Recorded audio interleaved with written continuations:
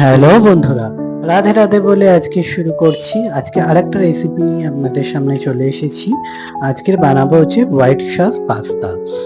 White sauce pasta বানানোর জন্য এটা প্যানে পাস্তাতে খুব ভালো হয়, তো আমার কাছে এটা অ্যাভেলেবেল ছিল, আমি এটা দিয়েই করেছি। দেখুন, প্রথমে পাস্তা আমি বয়েল করে নিয়েছি, আর জলে নুন আর সাদা তেল দিয়ে বয়েল করে নিয়েছি। নিয়ে ঠান্ডা হয়ে গেছে পাস্তাটা, জল ঝরিয়ে নিয়েছি। নিয়ে তারপরে পাস্তা বানানোর জন্য ফ্রাই প্যানে আমি দিয়ে দিচ্ছি সাদা তেল। সাদা তেল দেওয়ার পরে এরপরে দেব একদম ফাইন চপ রসুন কুচি। এই যে একদম দিয়ে ওটাকে হালকা করে ভাজবো, গ্যাসের ফ্লেম কম করে দিয়ে ভেজে এরপরে দেব আমি ডুমু ডুমু করে কাটা পেঁয়াজ, আর এর মধ্যে একটু সবজি দিয়েছি, যেটা হচ্ছে বিনস আর গাজর। আপনারা চাইলে এটাকে নাও দিতে পারেন, এর বদলে বেল পেপার ক্যাপসিকামও দিতে পারেন। আমি ক্যাপসিকামও দিয়েছিলাম, বেল পেপারটা আমার কাছে ছিল না তাই দিইনি। আপনারা চাইলে বিনস গাজরের বদলে বেল পেপার দিয়েও করতে পারেন, ভালোই হয়। বা এর মধ্যে ব্রকলিও দেওয়া যায়, মাশরুমও দেওয়া যায়। তো দেখুন, আমি পেঁয়াজগুলোকে ডুমডুম করে ভেজে নিয়েছি, জাস্ট হালকা করে একটু ভেজে নেব। নিয়ে তারপরে সবজিগুলো দেবো। এই যে সবজিগুলো দিয়ে নিচ্ছি, সবজিগুলোর মধ্যে আমি বিনস আর গাজর দিয়েছি, খুবই কম সামান্য পরিমাণেই দিয়েছি, জিনিসটা খেতে ভালো হওয়ার জন্য। এবং পাস্তাটা শুধু শুধু লাগে, সবজিটা থাকলে একটু বেশ ভালো লাগে। তো এর মধ্যে দিয়ে এবারে নুন দিয়ে এটাকে একটু ভেজে নুন দিয়ে ঢাকা দিয়ে দেবো, তাই বিনস আর গাজরটা একটু নরম হয়ে যাবে। তারপরে ক্যাপসিকামটা দেবো। এই যে আমি বিনস গাজরটা ভেজে নিচ্ছি, নিয়ে এরপরে একটু নুন দিয়ে ঢাকা দিয়ে দেবো। দিয়ে এই যে পরিমাণ মতো নুনটা এখন দিলাম। এরপরে আমি হোয়াইট সসটা যখন বানাবো তখন তার মধ্যে নুনটা দিয়ে নেবো। এখানে আর নুন বা কিছু দেবো না। দিয়ে ভালো করে একদম গ্যাসের ফ্লেম কম করে এবার এটাকে একটু ঢাকা দিয়ে রাখবো। সবজিটা নরম হয়ে গেলে তারপরে ক্যাপসিকামটা দেবো। তো দেখুন, আমি এই যে ঢাকা দিয়ে দিচ্ছি। তো এরপরে এই আরেক দিকে বানাবো আমি হোয়াইট সসটা। সসটা বানানোর জন্য অল্প একটুখানি সাদা তেল দিয়েছি, একদম হাফ চামচ, আর তার মধ্যে দিলাম 1 চামচ বাটার। যেরকম পাস্তা বানাবেন সেরকম পরিমাণে বাটার আর অয়েলটা ইউজ করতে হবে। তো আমি এখানে যতটা পাস্তা নিয়েছি তার এই 100 গ্রামের মতন আমার পাস্তা ছিল, তার মধ্যে আমি 1 চামচ বড় বাটারটা দিয়েছি। দিয়ে আর তার মধ্যে দিয়ে দিলাম 3 চামচ ময়দা, ছোট চা চামচে 3 চামচ ময়দা। দিয়ে ময়দাটাকে ভালো করে বাটারের সঙ্গে মেশাবো।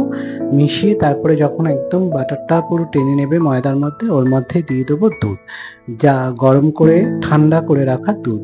দিয়ে এবারে ভালো করে দুধটার সঙ্গে বাটারের আর ময়দার এটাকে মিশিয়ে নেবো, যাতে একদম দানা দানা না থাকে। ভালো করে মিশিয়ে ওর মধ্যে নুন, চিনি, অরিগ্যানো আর চিলি ফ্লেক্স দিয়ে নেবো, আর দেবো গোলমরিচ গুঁড়ো। এখানে অরিগ্যানো দিয়ে নিচ্ছি, এগুলো বাজারে খুবই অ্যাভেলেবেল, নর্মাল অরিগ্যানো।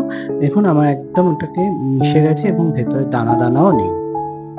তারপরে দিয়ে দিলাম অল্প একদম হাফ চামচেরও কম চিলি ফ্লেক্স। এরপরে দেবো হচ্ছে গোলমরিচের গুঁড়ো, আর তারপরে নুন চিনিটা স্বাদ মতন দিয়ে নেবো। দিয়ে ভালো করে মিশিয়ে এটাকে আমাকে সসটা রেডি করে নিতে হবে। এবং এটা খুব চটজলদি করেই পাস্তার মধ্যে দিয়ে দিতে হবে, কারণ এতে ময়দা আছে, এটা একদম টেনে যাবে। আর এটা গ্যাসের ফ্লেম একদম কম করে এটাকে করতে হবে। আর যদি দেখুন ওটা শুকিয়ে আসছে সসটা, ওর মধ্যে একটু হালকা আর একটু দুধ এবং একটু গরম জল মিশিয়ে নিতে পারেন। দিয়ে আমার এটা সসটা রেডি হয়ে গেছে। আমার ঢাকা খুলে আমি এবারে ক্যাপসিকামগুলো দিয়ে নিচ্ছি পাস্তার মধ্যে, যে সবজিটা ভাজছিলাম তার মধ্যে। ক্যাপসিকামটা হালকা একটু ভেজে নিয়ে দিয়ে দেবো পাস্তা। ক্যাপসিকাম এমনিই নরম, বেশিক্ষণ ভাজতে হবে না। তারপরে দিয়ে দেবো পাস্তাটা। পাস্তাটা দিয়ে তারপরে ভালো করে নেড়ে চেড়ে এবার সসটা দিয়ে নেবো। এই সিদ্ধ করে রাখা পাস্তাটা আমি দিয়ে নিচ্ছি।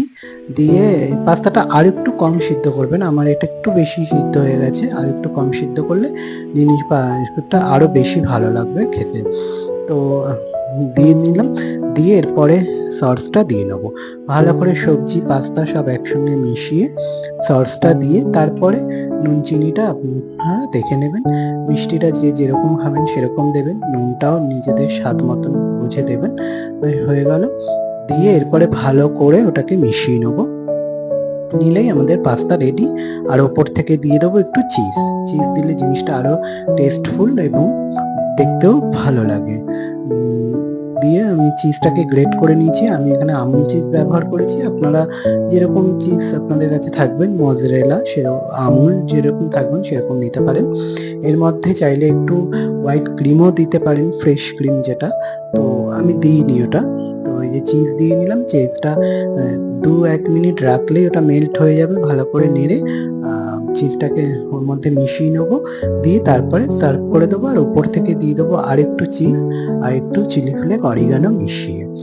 ব্যাস, পাস্তা রেডি। এটা খুব টেস্টফুল এবং বাচ্চাদের জন্য খুবই একটা খাবার, পছন্দের খাবার। এটা বাচ্চারা যখন খাবে তখন আপনারা চিলি ফ্লেক্স, গোলমরিচ এগুলো স্কিপ করে যেতে পারেন। চাইলে অল্প করে একটু দিতেও পারেন। তো দেখুন আমার ফাইনাল পাস্তা রেডি। এটা আপনার ব্রেকফাস্টে বা লাঞ্চে দুটোতেই খুবই একটা টেস্টফুল খাবার এবং হেলদিও। তো দেখুন আপনাদের সঙ্গে শেয়ার করলাম আমি এইভাবে বানালাম। তো আপনারাও বানিয়ে দেখুন কেমন লাগে। ভালো লাগলে লাইক করুন, কমেন্টে জানাবেন কেমন লাগলো। চ্যানেলটা সাবস্ক্রাইব করে দেবেন, ফেসবুকে দেখলে ফলো করে দেবেন। আর দেখা হচ্ছে আরেকটা রেসিপিতে। ততক্ষণের জন্য রাধে রাধে।